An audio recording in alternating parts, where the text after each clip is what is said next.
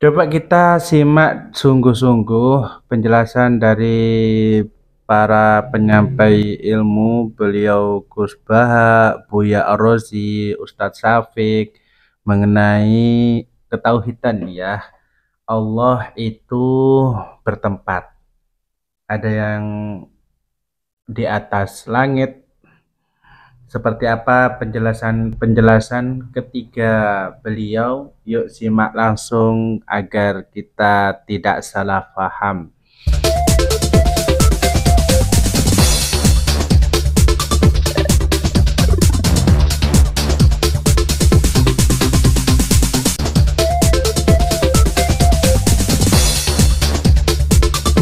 Bismillahirrahmanirrahim.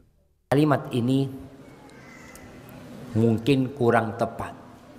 Kurang tepat katanya Ustadz Syafiq. Allah itu istawa artinya berada di atas tinggi di sana. Ada orang yang mengatakan jangan tanya di mana Allah.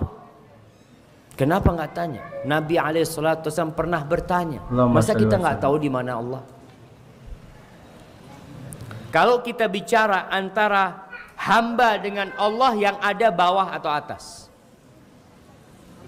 Antum kalau ngelihat bumi ini di dalam galaksi jamaah, apa ada timur, barat, selatan, utara?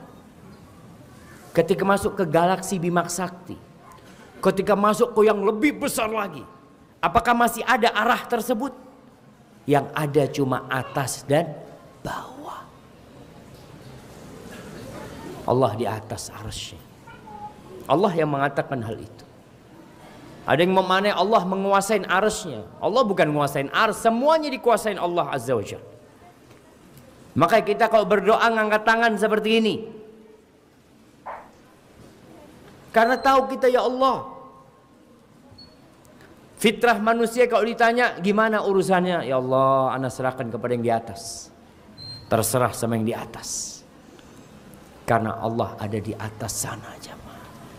Amal soleh itu naik, amalan itu diangkat, malaikat itu turun, dan mereka naik kemudian ke sana.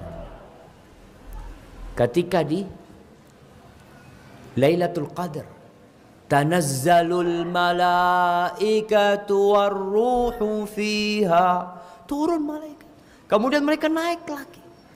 Rasulullah Sallallahu Alaihi Wasallam ketika Isra Mi'raj kemana? Naik ke sana sallallahu alaihi wasallam. Ada yang berdalil dengan sebuah ucapan Ali bin Abi Thalib yang ucapan ini tidak ada sandarannya.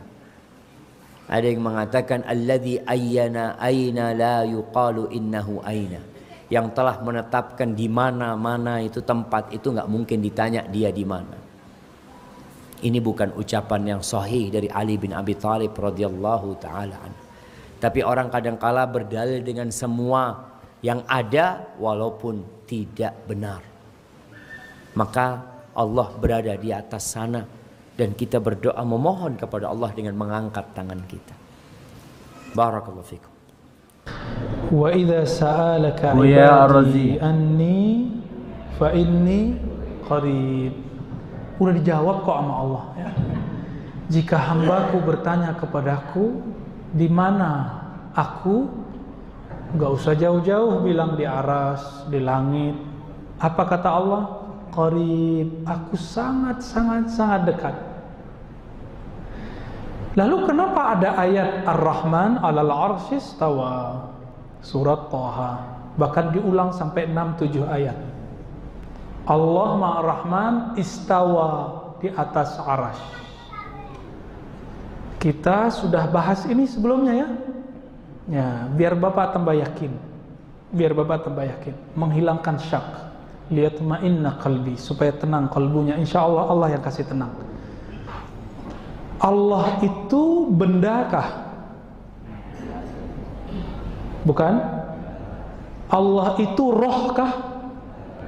Allah itu satu jenis dengan malaikat, satu jenis dengan jin, satu jenis dengan manusia.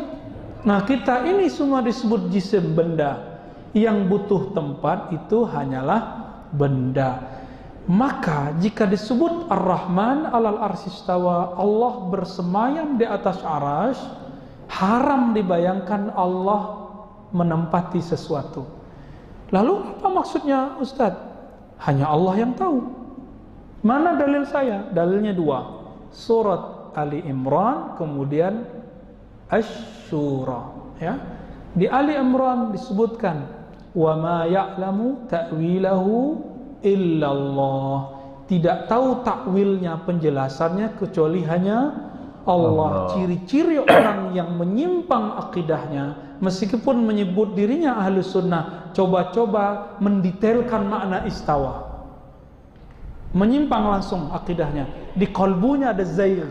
Zaigh itu al-muyul ila dhalal, kecenderungan kepada penyimpangan dan kesesatan. Maka perhatikan, setiap orang membayangkan Allah bertempat, nur di kalbunya hilang, nur di wajahnya hancur. Kenapa? Pikirannya seharusnya tidak memikirkan itu. Maka ulama kita menyimpulkan, walasna muqallafina bihaza, kita tidak ditaklif, dibebani untuk memahami ayat ini, karena ini termasuk ayat yang mutasyabihat, yang tahu hanya Allah. Saya mau tanya, langit kedua di mana? Bumi bulat atau datar? Benar bulat? Nggak tahu juga kan? Kemana-mana kita pergi datar kok. Tapi di foto sama NASA bulat. Nah, bingung kita. Bumi aja nggak tahu bulat sama datar. Langit kedua aja nggak tahu, apalagi yang ketiga, apalagi langit keempat, terus langit ketujuh, apalagi arasy. Arasy itu Allah sebut Rabbul Arsyil Azim, arasy yang besar meliputi semua langit dan bumi. Memikirkan dunia sekitar pun kita pusing, apalagi memikirkan tempat yang Allah sebut azim, besar. Besar menurut saya paling sebesar apa sih? Kalau besar menurut anak kecil ya paling segitu doang. Besar menurut Allah kita tidak bisa bayangkan. Maka Imam Syafi'i, Imam Ahmad, Imam Malik menjawab, apa makna istawa? Ala ma aradahu Allah wa rasuluhu. Yang tahu maknanya hanyalah sesuai dengan yang Allah maksud dan Rasul maksud. Yang Allah maksud mengenai istawa, siapa yang tahu? Gak tahu. Kita nggak tahu, kita cuma dapat ayatnya. Gak usah jauh-jauh. Di mana roh Bapak? Yas'alunaka 'anir ruh, mereka bertanya kepadamu mengenai hakikat ruh. Ruh itu di mana? Hubungannya bagaimana dengan badan? Karena ada orang dipotong tangannya hidup, masih hidup. Dicangkok jantungnya masih hidup. Cangkok otaknya masih hidup. Terus roh itu di mana? Kita aja sampai hari ini tidak tahu roh di mana. Profesor kedokteran sampai hari ini nggak tahu roh di mana. Bahkan mereka nggak percaya ada roh. Ya. Roh aja nggak tahu di mana, apalagi pencipta roh. Jadi pertanyaan aina Allah, di mana Allah? Kita lihat, ini hadis kan kita sudah bahas di tempat lain lebih dari 3 kali Pak. Kita pertegas di sini. Hadis aina Allah, di mana Allah? Hadis itu ditanyakan oleh Nabi ke perempuan yang IQ-nya rendah. Dia budak perempuan yang nggak becus ngurus peternakan tuannya, namanya Ibnul Hakam. Ibnul Hakam kesal dengan budak perempuan ini, maka dibawa ke Nabi, ditanyakan, ya Rasulullah, in ra'aitaha mu'minah fa'atiqah. Jika engkau memandangnya, menilainya mukmin, aku akan memerdekakannya. Lalu Nabi tanya, riwayatnya ada banyak macam. Pertama, aina Allah, di mana Allah? Di langit. Di riwayat kedua gimana? Bukan di mana Allah. Atashhadina alla ilaha illallah, di mana Allah? Bukan. Tapi apakah kamu bersaksi tiada yang disembah selain Allah? Lalu dia mengatakan asyhadu alla ilaha illallah. Saya mau tanya Pak, kalau ada non muslim mengatakan Allah di langit, dia langsung masuk Islam nggak? Langsung mu'alaf nggak? Kapan orang itu disebut muslim? Bersyahadat. Atas dasar ini maka hadis aina Allah harus dijelaskan dengan hadis yang kedua, atashhadina alla ilaha illallah. Sebanyak itu hadis, kok sibuknya mah hadis aina Allah, di mana Allah? Nggak ada kerjaan, ya. Nggak ada kerjaan. Bolehkah menanyakan aina Allah? Bagi ulama yang memandang hadis ini sahih, sebagian mereka membolehkannya. Namun dalam ilmu akidah, setelah dibandingkan dengan ayat yang jelas lebih sahih daripada hadis ini, laisa kamitslihi syai', tiada yang menyerupainya sesuatu pun. Jika sesuatu selain Allah bertempat, maka Allah tidak bertempat.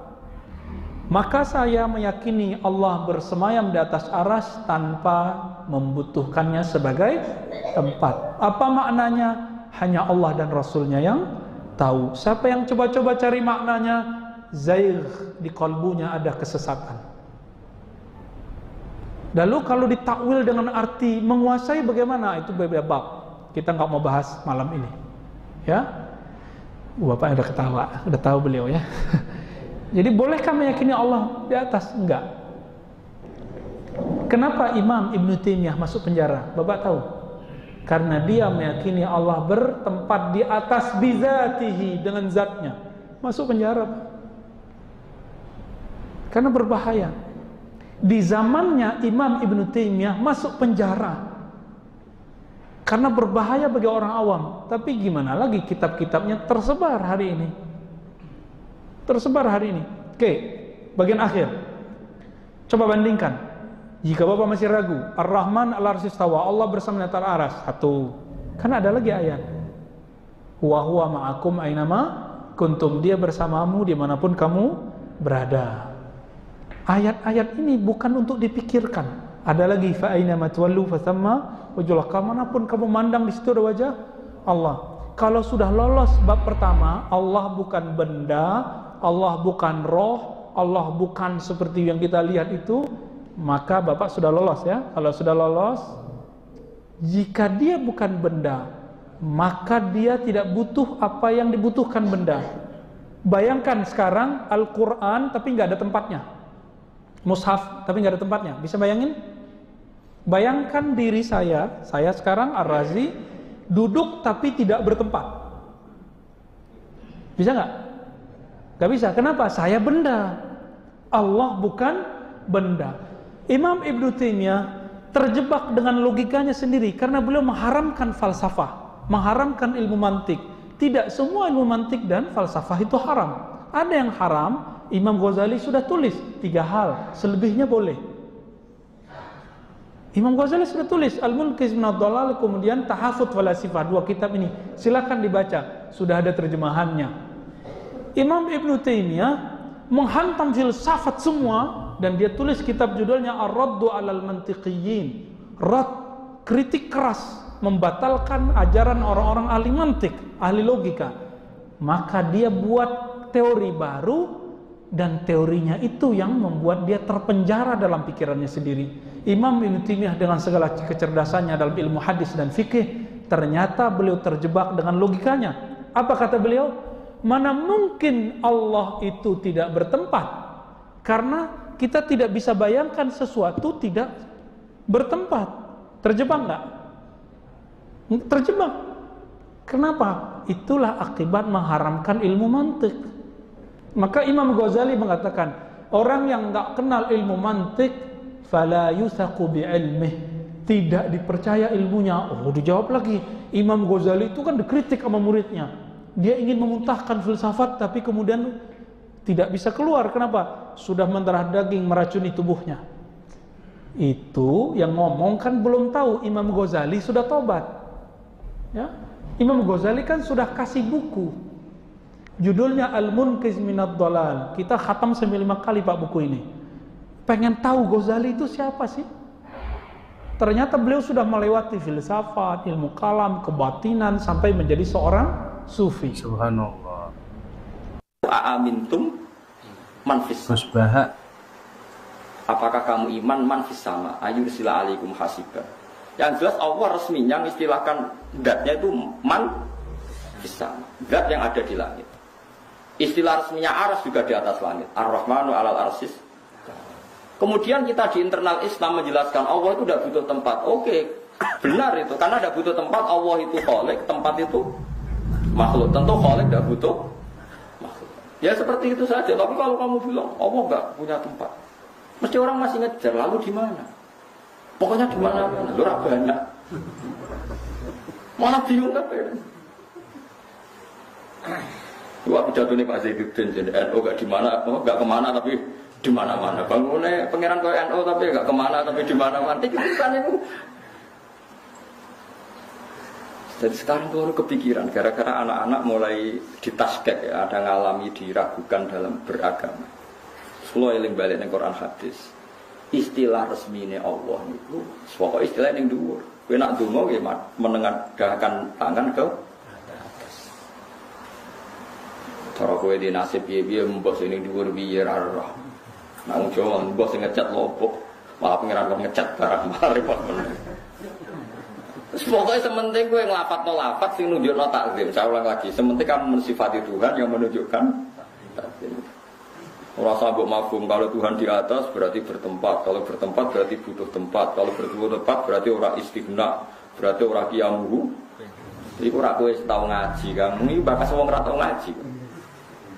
Senengane kok bakas sing jelimet-jelimet. Mulane kula suwun, Allah nak nerangno date nggih sederhana. Amin tu man fis sama, amin tu man fis wa huwal ladzi fis samai ilahu wa fil ardi ilah. Kadang awan nerangno wa huwa fis samawati wa fil. Jadi Allah itu ya biasa saja. Aku yo ana. Anakku yo ning langit, aku yo ana ning bumi. Tapi aku iku sitok kul wa ahad. Ya sudah seperti itu. Jadi kalau dicoba tenan waduh. Kalau suwi ra kepikiran, kalau tauhide waras. Kalau nabi kandani cak SMP ini ya kepikiran juga. Allah itu di mana? Sekolah yang hadis ada amat ditanya Nabi untuk ngetes dia mukmin dah. Ketika ditanya aina Allah, fa'asyarat ila sama Nabi dibenarkan. Ya sama Nabi nopo dibenarkan bahwa Allah itu di atas. Tapi kira usah mikir lalu Allah duduk di kursi. Kursinya itu dari singgasana gini, wis buleten wis ora usah mikir. Nah Imam Ghazali lek mikir gampang. Aras itu diciptakan Allah, kursi juga diciptakan Allah. Kalau diciptakan berarti aras dan kursi yang butuh kudrohnya Allah, bukan kudrohnya Allah yang butuh kursi yang aras. Ya semono ae biasa wae ora usah ribet. Wong aras masih yo kondange koyo ngono diciptakan. Kursi yo diciptakan. Nah, bangsa di wis pokoke yo di itu objek. Daripada yang mulai Allah ada di mana-mana, terus cilik-cilik malah takut, banyak, malah disimpul, waduh repot benar. Kalau di mana-mana udah nyimpul nih, kalau gitu malah repot mana ya? Ya orang tak tahu malah bingung nona. Allah ada di hati, baru saya malah repot mana. Nah makanya Allah sekarang mensifati dirinya, sanut Quran era, sanut semacam-macam. Allah itu sopo zat yang menciptakan langit bumi. Allah itu siapa? Yang bikin Bainal Bahraini Hajiz. Allah itu siapa yang yujibul muttarra idza da'a. Allah itu siapa yang wayak sifus su. Ya sudah seperti itu saja. Jadi menerangkan Allah itu terangkan lewat reputasi Tuhan atau ahwal ya atau af'alullah bahwa Allah itu yang menciptakan langit bumi yang ya sudah seperti itu. Hindari ngomong Allah sing mengarah ke hulul dan jihad bahwa Allah itu butuh tempat, butuh. Yang videonya gerbak itu ya gak jalan itu pakai audionya itu ya pakai suara. Mudah-mudahan dengan penjelasan ketiga penyampai ilmu tadi bisa kita pahami ya agar kita tidak sembarangan dalam menyampaikan kepada seseorang ataupun untuk anak-anak dalam memberi kepahaman kepada mereka. Terima kasih semuanya yang sudah nonton dan jangan lupa bantu like, komen, dan subscribe agar akun ini berkembang dengan baik. Wassalamualaikum warahmatullahi wabarakatuh.